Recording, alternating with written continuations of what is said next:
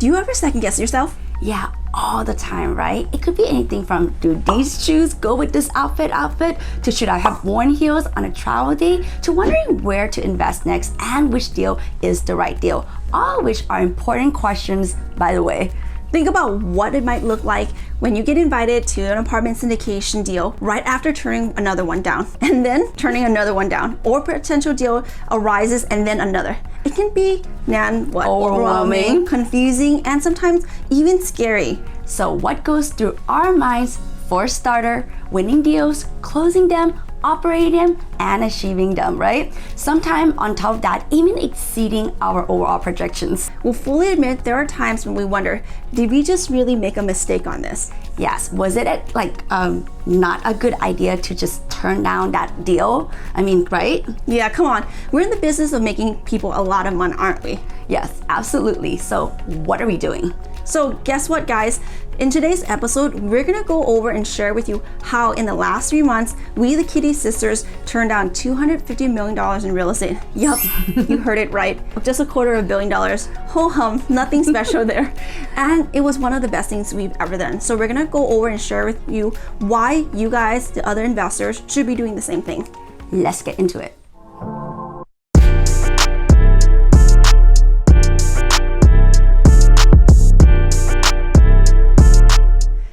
John C. Maxwell said it best, say no to good so that you can say yes to best. Believe it or not, we've often shared this with our investors because we are firm believers that our time is limited and that we are called to be good stewards of it.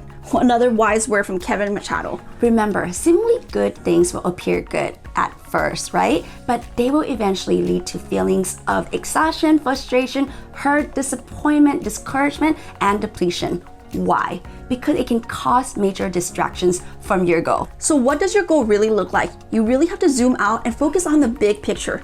Don't celebrate the acquisition, celebrate the disposition of a property when you're actually getting your passive investors the real results that they're actually looking for. Yes, celebrate even more when you hit that rent growth income, higher occupancy, or more tax benefit for your passive investor, right? And remember that helping your passive investors make money while they snooze is what brings us all the biggest joy. You see, apartment investing is a team sport. We team up with our brokers, our lenders, our lawyers, property management company, construction team, co-GPs to execute a deal. The right partnership can create a beautiful experience for both the general partners, team, as well as the passive investors. Do you know what a FOMO is?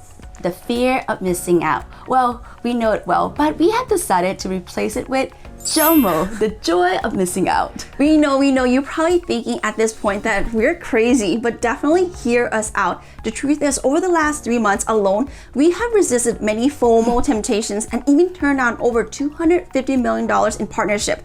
Don't get it twisted. This wasn't because they were bad operators or anything like that, but it was because we are absolutely certain that we care about making and keeping a promise to our investors. So this obligation made us focus only on the greatest deals possible. While saying yes is easy and making other people is our joy, we all feel good about it. But we know saying yes also comes at a price.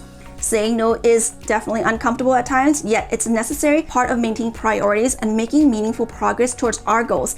It's a magical power, and we are making magic happen here. This totally applies to every area of your life, by the way, not just investing. Here are some different approaches that we personally use to get more comfortable with saying no to good and then only saying yes to great. Let's assess the true cost of saying yes. Think about it. Every time you say yes to one thing, you're saying no to another. The first step is being honest with yourself and what you're saying yes to, and then make sure that it's really meaningful to you. It can be incredibly difficult to turn down a good partnership, but we're here to remind you to evaluate the true cost of it, right? Because everything comes at a cost, whether it's time, money, mental health, whatever. Think about your mental health and energy and the time that you spent on not focusing because you're focusing on the thing that really doesn't move the needle, like just chasing deals.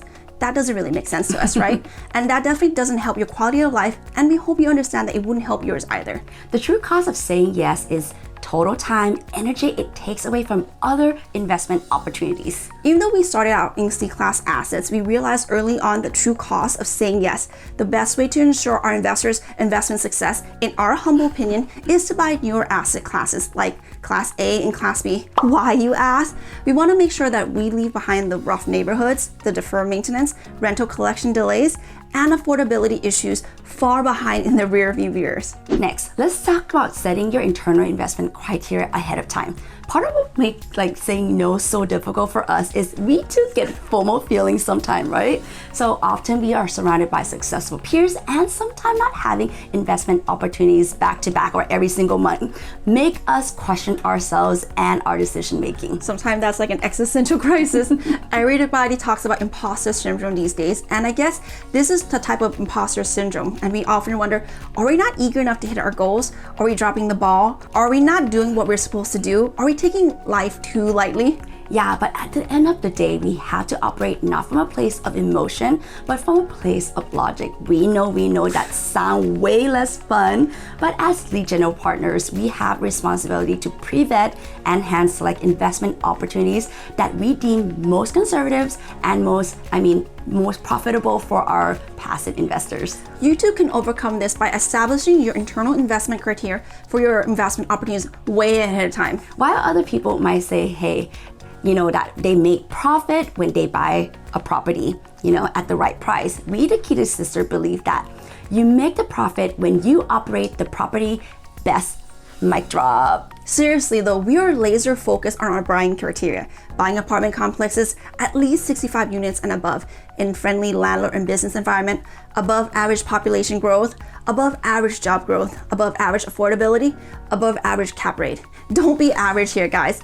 Any deal that fits our internal investment criteria, it's a no-brainer for us to invest in. But here's the thing, just because it's in the right market and the numbers pencil out like passive investing, we must also know, like, and trust our partners.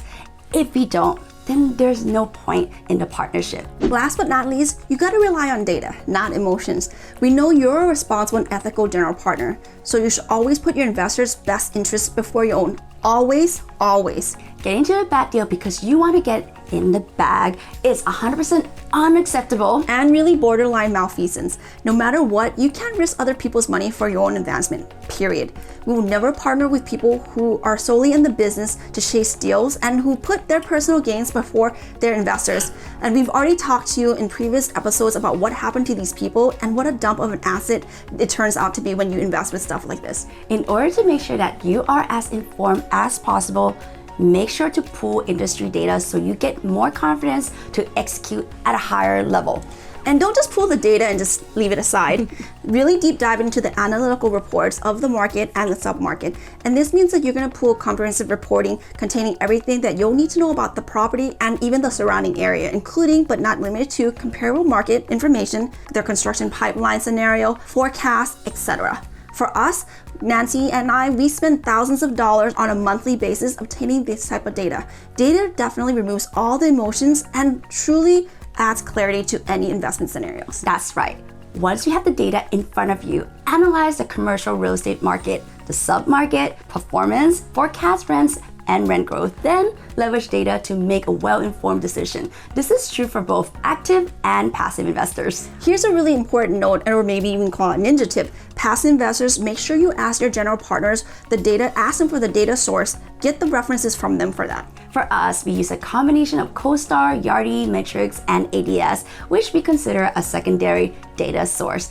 First-hand data source from us is we gather from our own properties in the areas, properties that are under our current property management teams, and our comps that we get through legwork. It's not rocket science, but it does take some thought and effort. Yep. Think of it like picking a wine. You might love a pretty label, but that doesn't guarantee a good product.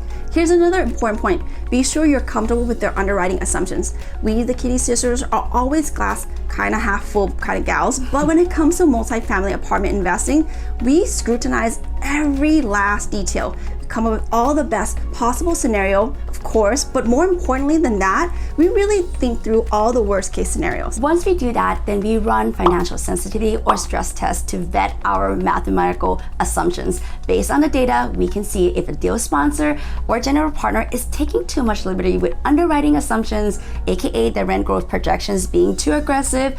Or do they have a business plan that is too complicated, or we simply don't trust their ability to execute. We want to provide a passive investor, conservative and realistic projections, right? And of course, over delivering is always our desired outcome. Cash flow multipliers, the bottom line is that when it comes to saying no to $250 million worth of real estate, we actually feel really good about it because we're meant to be great, not just good. So that's it from us today. You owe yourself a pat on the back for tuning all the way to the end. This is the first step for you to become great in apartment investing world. You've got this. And don't forget to click subscribe, like, and leave us a review. We're super psyched that you're investing in yourself. You're learning how to say no to good and yes to great only as either passive or active investors. And honestly, we truly enjoy being on this journey with you. We believe in you. Now let's go make some serious passive income and impact.